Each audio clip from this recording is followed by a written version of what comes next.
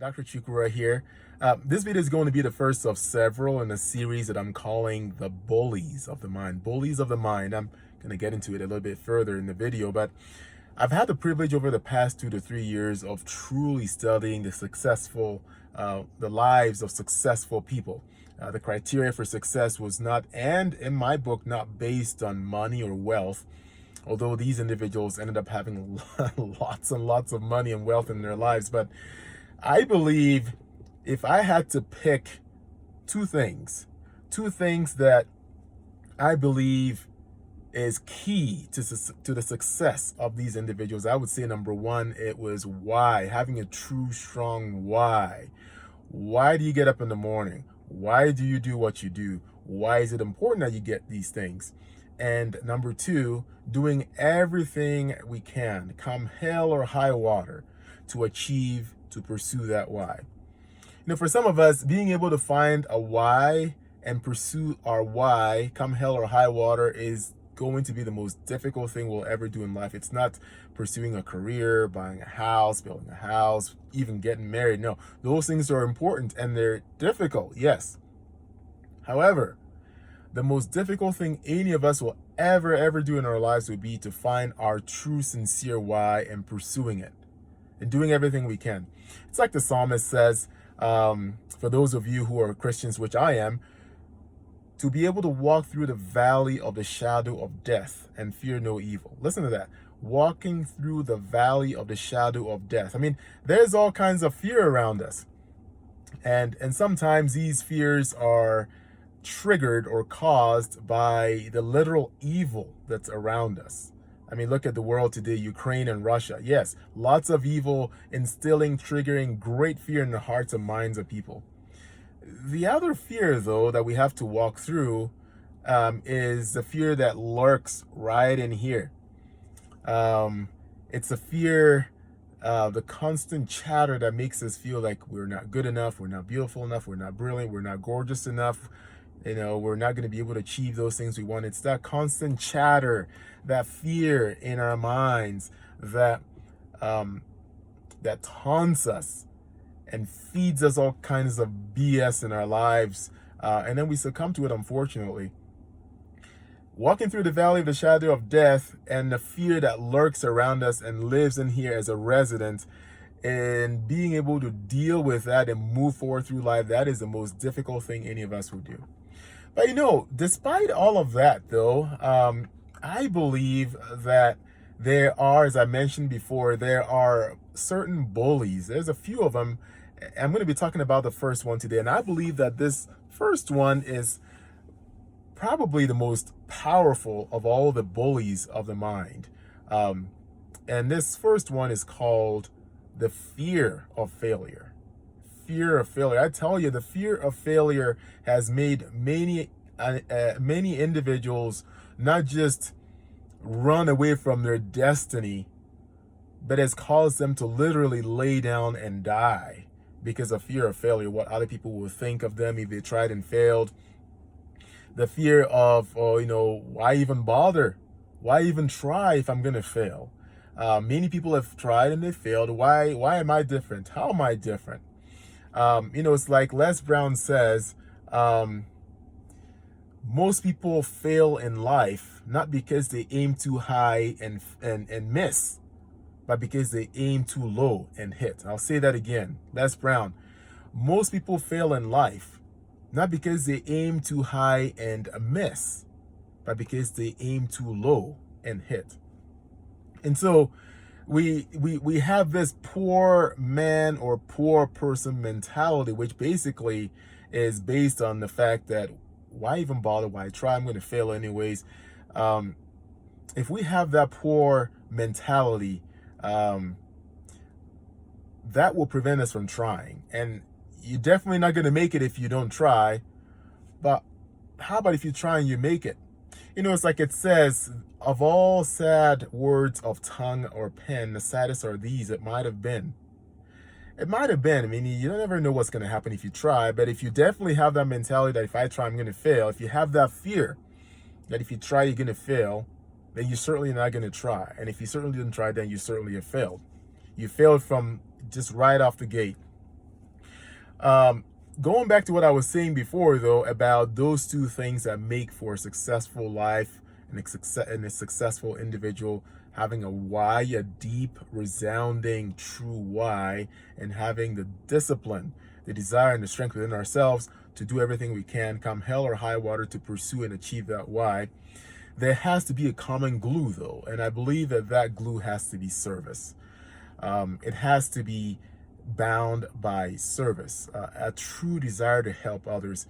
I believe it was Zig Ziglar that said that you will get everything you want in life if you help enough other people to get what they want. You'll get everything you want in life if you help enough other people to get what they want. And so, again, it's service. So going back to the bullies of the mind, I was bullied in school, and I'll tell you from from firsthand experience, it sucks. It really sucks. It's really not funny. I shouldn't be laughing. This is actually very critical, but it sucks to be bullied. Back in Nigeria, where I grew up, I came out here to the United States when I was 18, and I had the privilege of going to a boarding school. I was maybe 10, 11.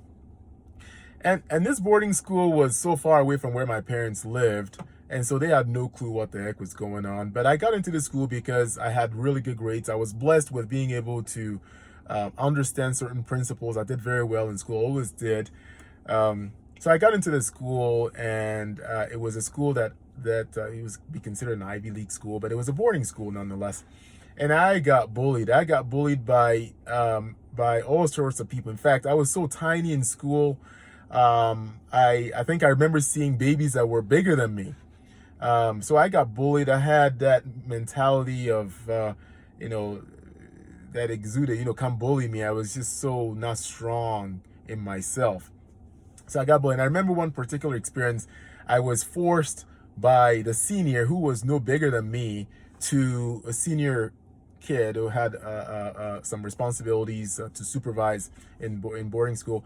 But this kid was really no bigger than me, and I remember them forcing me. It was a couple of them forcing me to wash the toilet. Get this, to wash the freaking toilet bowl with my hands. I didn't have gloves, and they forced me to wash it. And I remember scooping the bowl and cleaning this thing out with my bare hands.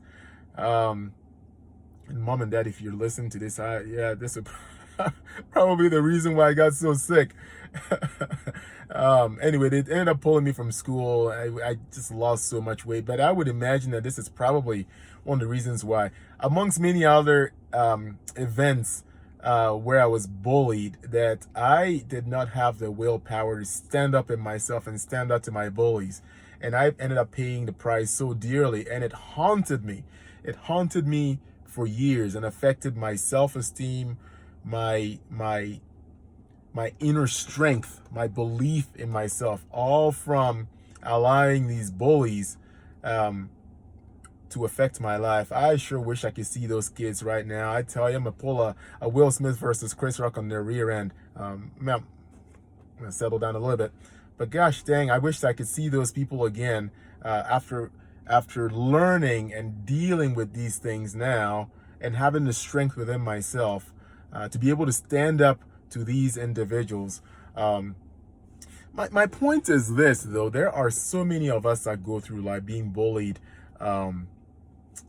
in here. The fear of failure is a real thing. It is difficult, what I'm talking about, to be able to stand up and be able to say to yourself that you can do this. It takes courage. It takes great courage to be able to go from failure to failure without lacking enthusiasm. And I believe that was Winston Churchill that said that courage is the ability to go from failure to failure without lacking enthusiasm. It takes great work. It is difficult. It is difficult to be able to get hit down, knocked down, and stand up. Muhammad Ali once said that it's not about being knocked down, but it's about your ability to stand up. You're going to get knocked down in life. But if you go through life with a mentality that because I'm going to get knocked down, because it's going to be painful, I should not try, that is a poor person mentality, and affords you no good and leads you nowhere. And the only place it leads to is disappointment. Disciplining ourselves to be able to do the things we need to do in life to move forward, to press forward, to see that sunlit field of opportunity and success in front of us and press forward, marching past this valley that is filled with scary things that spook us and fear and even death. Being able to march through this valley filled with shadows and yet be able to press forward toward this sunlit field of success. It takes a lot of work. It takes a lot of courage. It takes a lot of standing up in yourself, but we have to do it. The ingredients of success, the ingredients of a successful life, as I started a few moments ago, those ingredients, they never, ever go on sale. They cost what they cost. And so if you want it, you must be willing to pay the price. And the price takes discipline. Discipline weighs ounces. Regret, on the other hand, weighs tons. Weighs tons. I believe that was Jim Rohn that said that. Discipline weighs ounces, and it takes that discipline. If we can discipline ourselves to walk through this valley of the shadow of fear, the fear of failure, then the price we pay is just ounces compared to the price we will pay if we have a poor person mentality of quitting before we even start. I'm going to conclude by, actually, before I do that, I want to share something. Just talking about failure, I believe it was Thomas Edison, and I had to write this quote down because I find this fascinating. When he invented the light bulb, and he failed 1,000 times until he discovered the light bulb, and he was asked, how do you feel after failing 1,000 times? And this is what he said. I have this memorized, but I don't want to butcher it, so I'm going to read it. It says, this is what he said. He said, "I didn't fail 1,000 times. The light bulb was an invention with 1,000 steps. Great success is built on failure, frustration, and catastrophe. The light bulb was an invention that took 1,000 steps. And sometimes for us to succeed in life, we have to fail. It is filled with frustration and sometimes catastrophe." So in conclusion, I want to, I think that the fear of failure as a bully is not perhaps the thing that we need to be fearing.